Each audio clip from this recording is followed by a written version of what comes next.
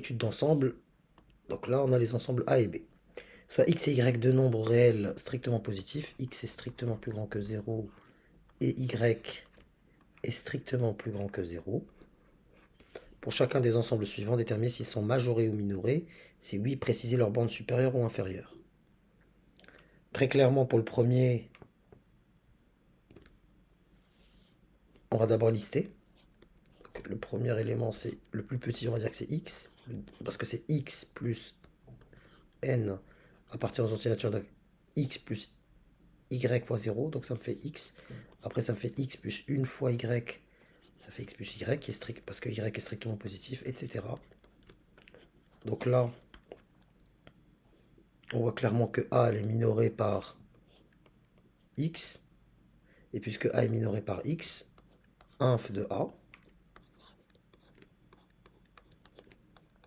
égale à x.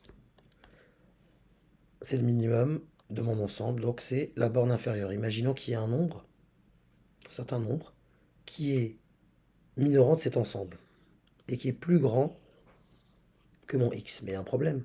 C'est-à-dire qu'il ne va pas minorer x, si vous voulez, il ne sera pas plus petit que x, il ne répond pas à la définition. Donc là, c'est bon. Et pour la borne supérieure, on va poursuivre x plus 3y, etc. On va supposer que mon ensemble A est majoré. Supposons, et voir ce que ça donne. Supposons que l'ensemble A est majoré.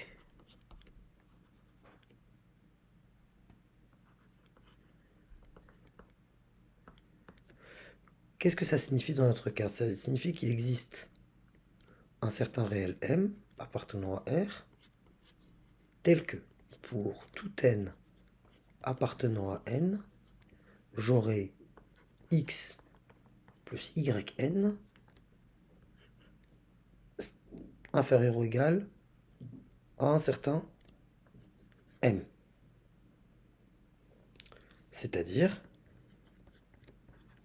pour tout n appartenant à n, on aurait grosso modo, on va essayer de résoudre une équation, yn inférieur à m moins x, autrement dit, c'est-à-dire on aurait un m appartenant à R tel que pour tout n appartenant à n, n est inférieur à m moins x sur y.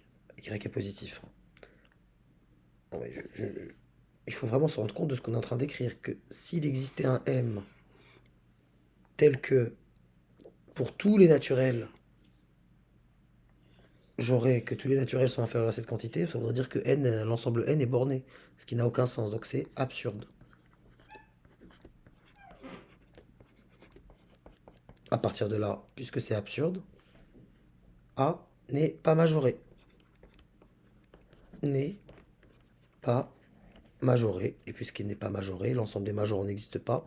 Donc il n'y a pas un majorant qui est plus petit que tous les autres. Donc il n'y a pas de borne supérieure. Passons au deuxième ensemble. L'ensemble B. L'ensemble B, il se présente sous la forme de... Pareil, on va d'abord écrire les éléments. Donc le premier, donc avec n égale à 0, ça me donne x. Donc moins 1 puissance 0, ça donne 1. Ça donne plus x plus y. Après, j'aurai x moins y. Et ça alternera comme ça. X plus y, x moins y. Clairement ici, vous le voyez que en fait tout cet ensemble, il ne contient que deux éléments, c'est-à-dire x plus y et x moins y. X et y étant des réels strictement positifs. Tout simplement, le maximum, c'est lui, donc c'est ma borne sup. Donc sup de b égale à x plus y, qui est mon maximum, et inf de b mon minimum, qui égale x moins y.